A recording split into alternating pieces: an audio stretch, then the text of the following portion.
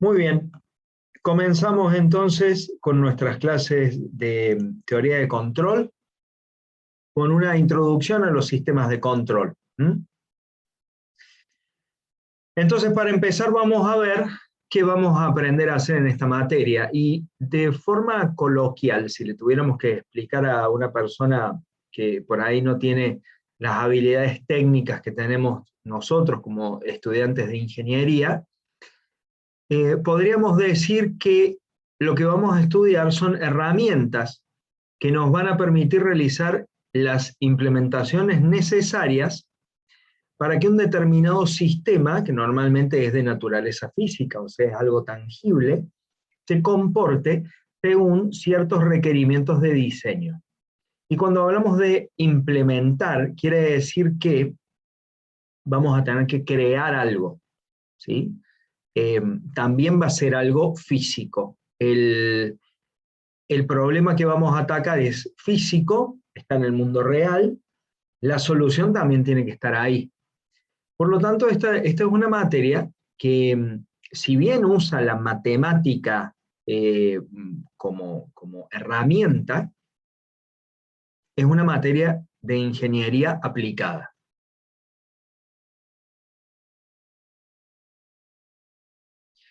¿Cuáles son los requerimientos estos de diseño de los cuales estamos hablando? ¿Sí? Queremos hacer que un sistema se porte de una determinada manera. Bueno, ese porte de una determinada manera se va a transformar o se va a ver reflejado en requerimientos. Normalmente lo que queremos es que la salida del sistema sea idéntica a la entrada o a la referencia y que llegue ese valor en el menor tiempo posible. Por ejemplo, un sistema de control del cual vamos a hablar en algún momento puede ser un aire acondicionado. Un aire acondicionado y una habitación en la cual esté inmerso ese aire acondicionado. La señal de referencia se la podemos dar desde el control remoto y decimos, bueno, quiero una temperatura de 23 grados o 24 grados. Y la salida de nuestro sistema, habitación más aire acondicionado, será la temperatura de la habitación. ¿Y qué es lo que queremos? Y que llegue al mismo valor que escribimos en el control remoto lo más rápido que se pueda. Una definición más formal dice que la finalidad de un sistema de control es conseguir, mediante la manipulación de las variables de control, un dominio sobre las variables de salida, de modo que éstas alcancen ciertos valores prefijados. Entonces ahí ya empezamos a ver que tenemos distintas señales que para nosotros van a ser importantes, ¿sí? La referencia, la entrada de referencia de la que hablábamos acá, que nos va a indicar a qué valor queremos que llegue la salida del sistema, otra de las variables que van a estar involucradas. Y lo que vamos a diseñar nosotros es algo que va a evaluar, que va a comparar los valores de esta entrada de referencia ajustada por el usuario con la salida del sistema y manipulará ciertas variables internas, ¿sí? Por ejemplo, en el caso que estamos hablando del control de temperatura de un ambiente, puede ser el encendido y el apagado del compresor, por ejemplo, manipular esas variables de forma tal de que la salida del sistema alcance el valor de referencia. También podemos decir que un sistema de control está compuesto por subsistemas y subprocesos ensambladas entre sí con el objeto de obtener una salida deseada con una performance determinada, o sea, en un determinado tiempo, con cierto error, tal vez, según una determinada entrada.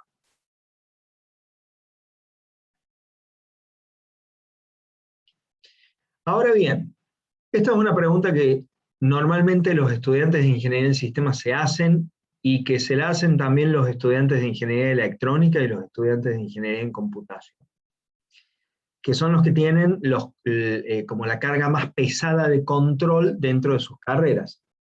¿Qué es lo que nos motiva a estudiar el diseño y la implementación de sistemas de control? Bueno, lo que nos motiva como ingenieros, podría decirse, que es la posibilidad de solucionar problemas de otra gente y de otras áreas del conocimiento, ¿no? Lo que ocurre es que los ingenieros electrónicos, los ingenieros en sistemas y los ingenieros en computación poseen el conocimiento para implementar las soluciones de los problemas de otras áreas. ¿Cuáles son las otras áreas? Medicina, robótica, química, aeronáutica, domótica, la industria en general y un muy largo etcétera. Las áreas de implementación de los sistemas de control son enormes. Yo los invito en este momento a que busquen a ver, un momentito, acá. Para ver más ejemplos de aplicación y para ver la enorme cantidad de áreas de aplicación de sistemas de control, hay un playlist en mi canal de YouTube, en el que les comenté hace un rato, donde va a estar este mismo video cargado, donde pueden ver distintos ejemplos cortitos de cosas que llevan sistemas de control. Ahora, veamos algunos ejemplos más concretos de aplicación. Por ejemplo, en vehículos podemos hablar o podemos encontrar un sistema de control en el subsistema de control de velocidad crucero. ¿Cómo funciona eso? El piloto elige a qué velocidad quiere que el automóvil se desplace, ¿sí? Esa es la entrada de referencia, la CTA, y el auto automáticamente ejecuta las acciones necesarias sobre el motor y muchas veces también sobre la caja, si es caja automática, para que el vehículo llegue a esa velocidad y se mantenga en esa velocidad, independientemente de si está transitando por un camino llano o por un camino que tiene pendientes, positivas o negativas. Otro ejemplo de aplicación es el climatizador. Acá hay que hacer una diferencia entre lo que es la calefacción común de los vehículos, lo que tienen la mayoría, que es un termostato, una perilla con un termostato donde ustedes más o menos ajustan la temperatura, y otra perilla con el ventilador, con la velocidad del ventilador, ¿sí? Eso no es un sistema de control, porque ahí están manejando variables que no son la variable de referencia. Ahí el sistema de control, una parte es el piloto. En un climatizador, por el contrario, ustedes fijan la temperatura y el vehículo solo regula la temperatura del habitáculo. ¿Sí? Es más parecido al control de temperatura que tenemos en el aire acondicionado de casa, pero llevado al vehículo. Otro ejemplo, en el encendido automático de luces. Hay un sensor, esta es una palabra que vamos a usar mucho, sensor, que detecta cuando que va midiendo la luz del día, y cuando esa intensidad lumínica baja por debajo de un cierto nivel, enciende automáticamente las luces. Y por supuesto otros sistemas más modernos como los alertas de colisión y frenados de emergencia. En casa podemos hablar de la pava eléctrica programable, esa pava donde nosotros seteamos la temperatura para que el agua no hierva y esté a punto para el mate. El sistema de calefacción central o de aire acondicionado modernos como lo que estábamos hablando. un ascensor donde la referencia es el piso al cual queremos llegar, y algo más modesto, pero no por eso menos representativo de un sistema de control, el sistema de llenado de tanques de agua, ¿sí? Con el flotante y todo eso. Y además podemos pensar en sistemas de control que están en nuestro propio cuerpo, como por ejemplo el sistema de regulación de temperatura corporal. Nuestro cuerpo autorregula su temperatura en alrededor de 36 grados 5, 36 grados 7, independientemente de las perturbaciones que puedan venir de afuera o incluso de adentro. ¿Qué pueden ser perturbaciones? Bueno, la temperatura ambiente, ¿sí? Cuando hace 15 grados o cuando hace 40 grados, mi cuerpo trata de mantener su temperatura en 36,7, o también perturbaciones internas, tales como un esfuerzo físico.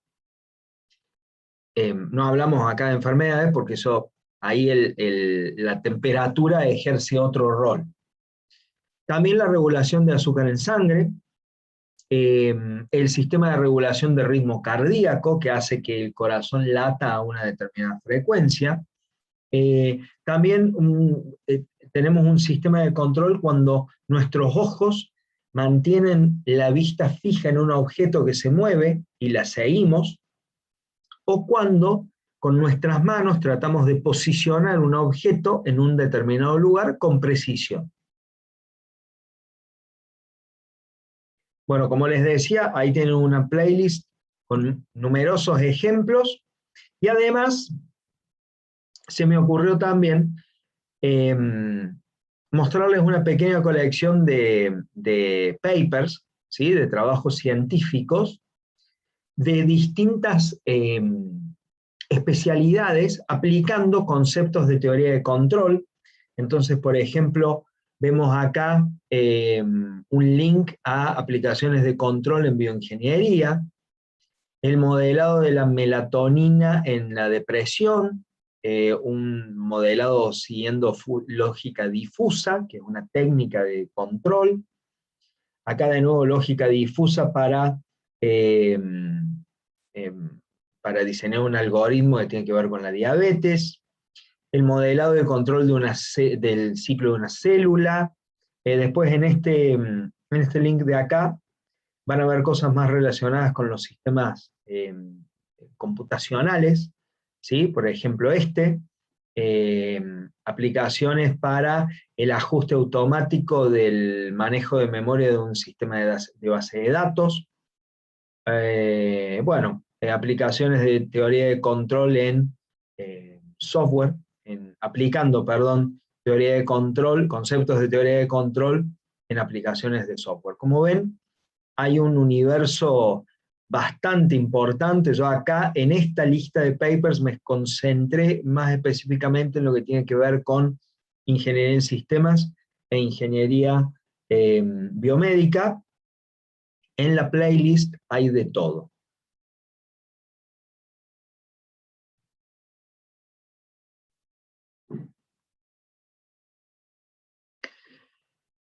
Muy bien, vamos a hablar ahora un poquito de los dominios involucrados en estos desarrollos e implementaciones de soluciones de sistemas de control.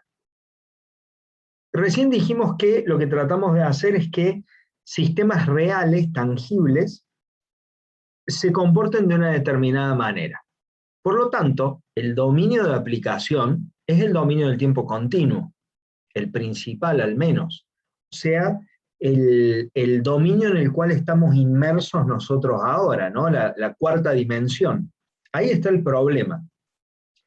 Ahora bien, vieron que recién estuvimos hablando de los ejemplos de sistemas de control, y los hay en las más diversas áreas. Por lo tanto, hay que ver una forma sistemática de abordarlos. Y la forma sistemática de abordarlos es usar matemática, ¿sí? La matemática es una herramienta para nosotros, ¿sí? Es una herramienta que tiene la misma categoría que un destornillador un compilador o, no sé, un multímetro, lo que sea, un martillo, una herramienta. Entonces tiene que ser parte de la solución y no parte del problema.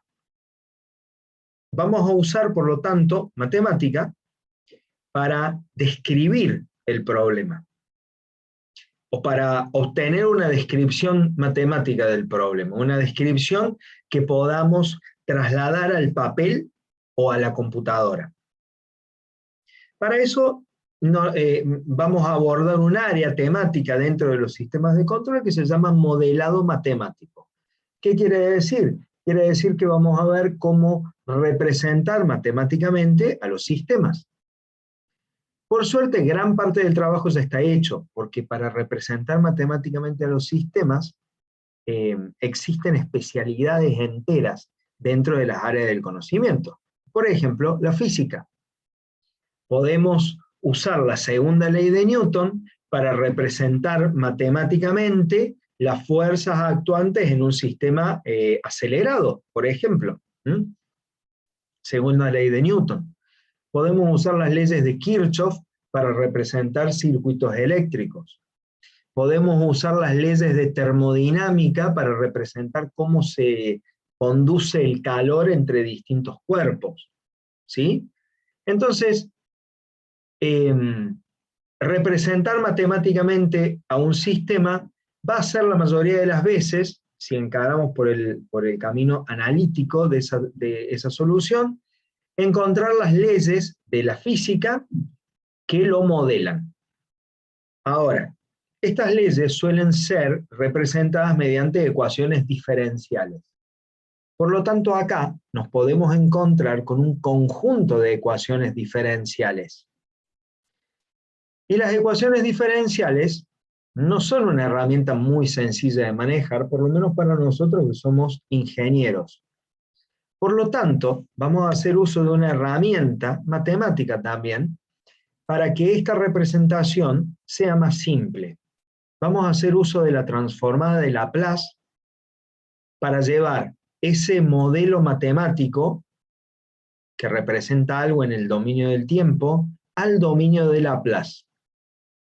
¿Por qué? Porque las ecuaciones diferenciales que aparecen acá se transforman en polinomios en este dominio. Por lo tanto, es muchísimo más fácil trabajar con ellos aquí. Vamos a aprender en esta materia a usar herramientas que nos van a permitir predecir cómo van a funcionar los sistemas acá, en el dominio del tiempo, pero mirándolos desde el dominio de Laplace, o sea, sin salir del dominio de Laplace, que es un dominio ficticio, ¿no? El operador laplaciano S, sigma más j omega, no representa nada en la vida real. Omega sí, omega representa la frecuencia, cuando hablamos de transformada de Fourier, por ejemplo, pero ya en el dominio de Laplace, el operador laplaciano es un operador puramente matemático. ¿Sí? Pero nos sirve para evaluar cómo funcionan las cosas acá.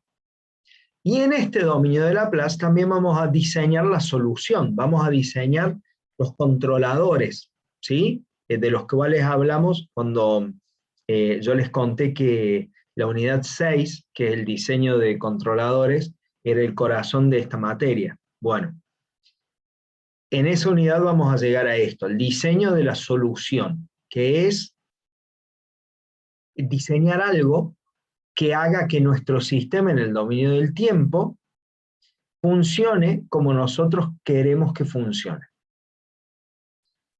Hasta ahí bárbaro. Ahora, esto es una representación matemática de la solución. ¿Cómo la traemos al mundo real de nuevo? Bueno, en principio hay dos formas. Un camino analógico, que es el que siguen, o el que seguíamos los ingenieros electrónicos, y otro es el camino digital. Tratar de meter esta solución en un microcontrolador. En un DSP, en una computadora. O sea, hay que transformar esta solución en código. Y por eso yo les decía que somos los ingenieros en sistemas, los electrónicos y los ingenieros en computación, los más preparados para implementar estas soluciones. Hay que traerlo acá, a la solución hay que traerla acá, al dominio de tiempo discreto, ¿sí? La transformamos en código y la metemos dentro de una computadora de algún tipo, de un procesador de algún tipo. Para hacer eso hay varios caminos. Uno es a través de la transformada Z y otro es directamente viniendo desde acá, desde el dominio del tiempo, ¿sí? Ese es el otro camino realmente que vamos a utilizar. Acá vamos a ver algunas cosas. No hay un pase derecho del dominio de Laplace al dominio del tiempo discreto, pero esto es lo que nosotros queremos lograr. Pasar del dominio de Laplace a una ecuación en diferencias, una serie de líneas de código que implementan nuestra solución.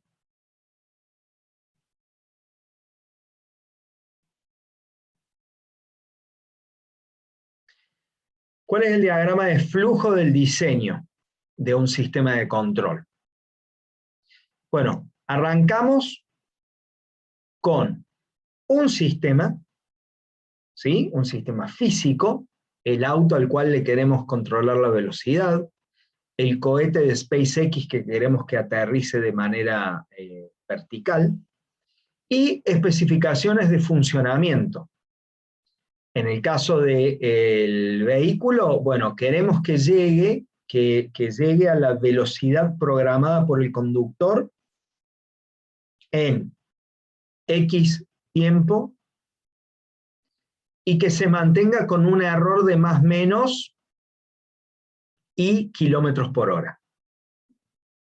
En el caso del cohete de SpaceX, supongo que las especificaciones de funcionamiento vendrán por el lado de que aterrice de manera vertical y que en el aire, en la previa al aterrizaje, se mantenga con un error de verticalidad de no mayor de tantos grados y aterrice con no más de cierta cantidad de G, ¿sí? O sea, con una determinada aceleración, de manera tal que no se rompa en el momento del aterrizaje. ¿Sí? Los distintos sistemas tendrán distintas especificaciones de funcionamiento. Y un mismo sistema puede tener diferentes especificaciones de funcionamiento dependiendo de dónde lo ubicamos. Por ejemplo, supongamos que compramos un robot y para un robot no piensen en Terminator, sino en un brazo. Y para amortizarlo lo ponemos a trabajar. Lo llevamos a una fábrica a soldar, a una fábrica automotriz a soldar componentes de carrocería. Bien, ¿cuáles van a ser las especificaciones de funcionamiento ahí? Bueno, serán, por ejemplo, hablaremos con el ingeniero de planta y él nos dirá, bueno, necesito que el robot, le vamos a poner una herramienta para soldar en el Tool Center Point, ¿sí? En su mano, y necesitamos que se posicione acá y suelde, y luego vaya a este otro punto, nos irán dando las coordenadas X y Z, y suelde, y finalmente en este punto y vuelva a soldar. Perfecto, entonces tiene que pasar por esos 3 puntos. Muy bien. ¿Con qué precisión tenemos que posicionar a nuestro robot? Capaz que un par de milímetros no hagan gran diferencia, ¿no? Más o menos 1, 2, 3 milímetros. Entonces, eso quiere decir que en vez de un punto en el espacio, tendremos una pequeña esfera en la cual nosotros nos podemos posicionar.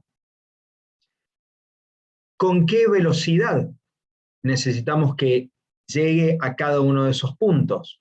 Bueno, en la fábrica lo más rápido que se pueda, ¿no? Porque el tiempo es dinero. Entonces, se posiciona, suelda, va rápido a la próxima al próximo punto, suelda, va rápidamente al próximo punto.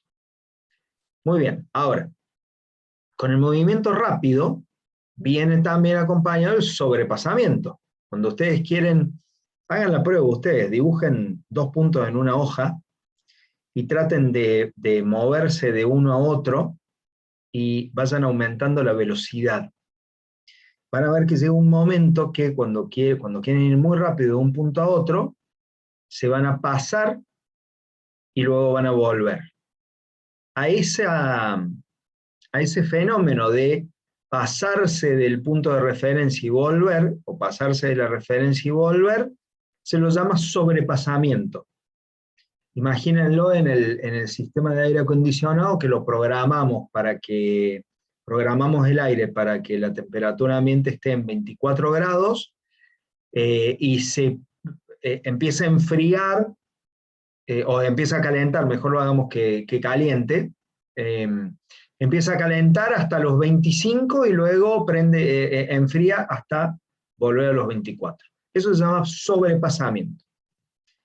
En el caso que estamos hablando ahora, donde tenemos un robot que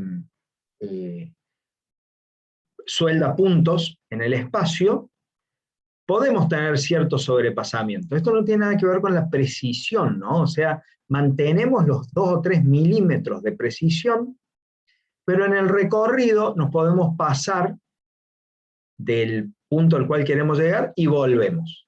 ¿Sí? Nos pasamos y volvemos. Perfecto. Entonces ya tenemos nuestros requerimientos, nuestras especificaciones de diseño, que son el error, la velocidad o el tiempo con el cual queremos, el tiempo máximo que disponemos para pasar de un punto a otro, y el sobrepasamiento. Ahora, tomemos ese mismo robot y lo llevemos a una sala de cirugía, a que ayude a un cirujano a extirpar un tumor en la cabeza de una persona. Entonces le sacamos el dispositivo de soldar, lo limpiamos bien al robot y le ponemos un electrobisturí. ¿Y ahora cómo son las especificaciones? El sistema es el mismo, ¿no? Sigue siendo un robot. Pero ¿cómo son las especificaciones? Bueno, el cirujano nos dirá, mira, tenés que posicionar el robot de tal forma que corte siguiendo este camino, lo vamos más fácil, que corte un punto de acá hasta acá, que corte en línea recta, de acá hasta acá. Muy bien. ¿Con qué error? Y tal vez ahí el error sea de décimas de milímetro o centésimas de milímetro, porque si cortamos de menos, le estamos dejando parte del tumor a la persona, y si cortamos de más, le estamos sacando parte del cerebro que tal vez necesita para algo, ¿no? Y la velocidad, bueno, ¿tiene que ser muy rápido? Y no, depende. Vas a ir cortando con un electrobisturí. Entonces la velocidad tiene que ser adecuada para que el electrobisturí corte y no desgarre, pero tampoco cocine. Y finalmente, sobrepasamiento. ¿Podemos tener sobrepasamiento en esta aplicación? Sobrepasamiento significaría que el electrobisturí corta no solo lo necesario, sino que se pasa, corta más partes del cerebro y vuelve. Tenemos entonces un mismo sistema con diferentes especificaciones de diseño. Para estas condiciones, para las distintas condiciones, diseñaremos un controlador. O sea, algo que haga que el sistema, el robot, cumpla con las especificaciones que nos dieron los dos usuarios, el ingeniero de planta y el médico. Tradicionalmente, la teoría de control terminaba acá, pero ahora, como podemos usar computadoras, esto sigue.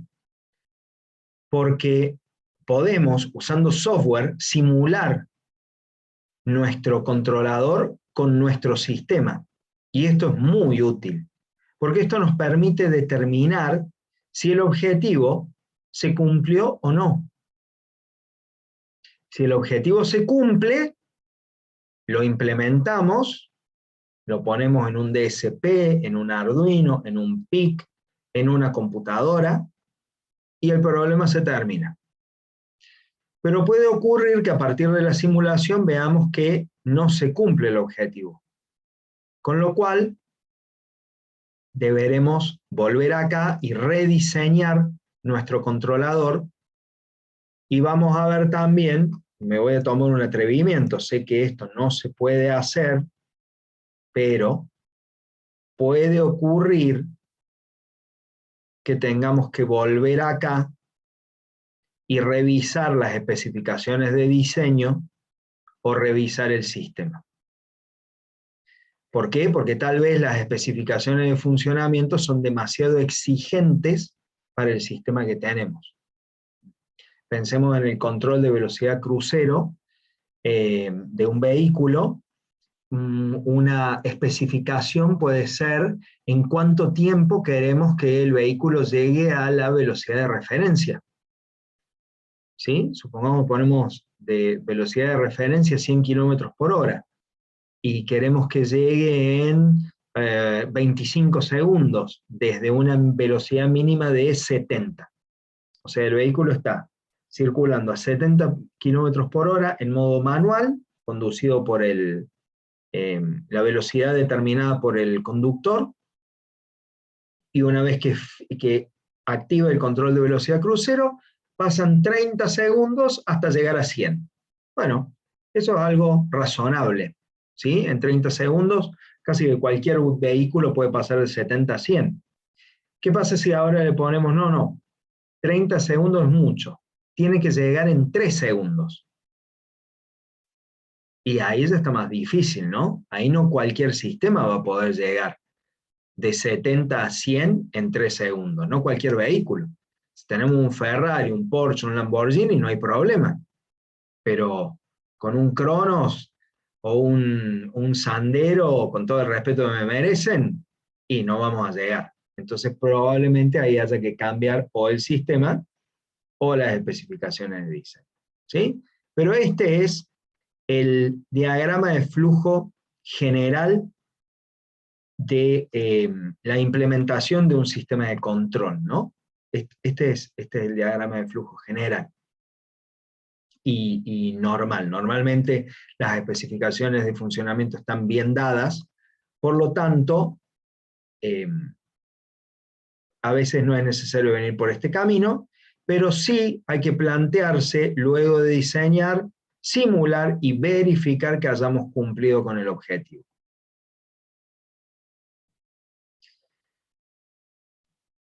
Y a esto lo podemos pensar de otra forma, lo podemos ver como un diagrama de bloques, donde arrancamos con un sistema físico y ciertos requerimientos, y a partir de ahí, ¿qué necesitamos? Bueno, el modelo matemático del sistema, ya hablamos, la representación en ecuaciones diferenciales. A partir de ahí, esto todavía estamos en el dominio del tiempo continuo, entonces tenemos que pasar al dominio de Laplace y obtener lo que llamamos función de transferencia del sistema. La función de transferencia es una entidad matemática que relaciona una salida del sistema con una entrada. Es la transformada de Laplace de la respuesta al impulso, que ustedes habrán visto en matemática superior. De la misma manera tenemos requerimientos de usuario, error, tiempo de establecimiento, sobrepasamiento. O sea, los requerimientos de usuario nos dicen cómo quiere el usuario que el sistema llegue, que la salida del sistema llegue al valor de referencia. ¿Cómo quiere el usuario que la salida del sistema llegue al valor de referencia? Con eso podemos armar una función de transferencia de referencia y con estas dos diseñar un controlador. Luego se simula, todo esto se hace con herramientas matemáticas, se verifica el resultado de la simulación que se cumplan con los requerimientos, si no se cumple, se rediseña el controlador o se habla con el usuario y luego se implementa. Y acá es donde aparecen, para la implementación, las herramientas de software y electrónicas. Bueno, aquí abajo ustedes después pueden revisar las distintas áreas involucradas en, por ejemplo, el modelado matemático y el conjunto de herramientas matemáticas que vamos a aprender a usar para transitar por todo este camino, ¿sí? Esto es un poco el desglose de la materia, el para qué vamos a hacer esto.